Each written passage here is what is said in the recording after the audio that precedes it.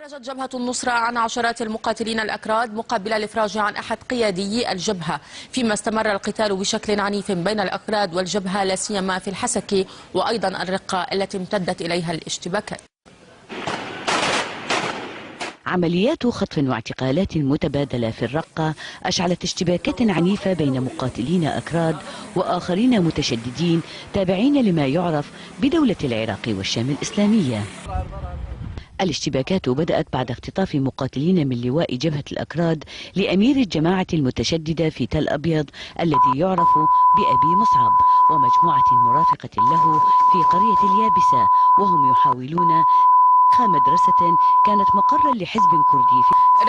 نعتذر طبعا عن إكمال هذا التقرير، نتابع معكم في النشرة. رد الجيش التركي على نيران أطلقت من سوريا ولم تتسبب بوقوع إصابات.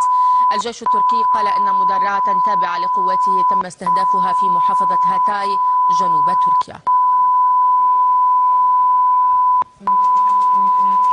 دعونا نتوقف الآن مشاهدينا مع فاصل نتابع بعده النشرة المسائية.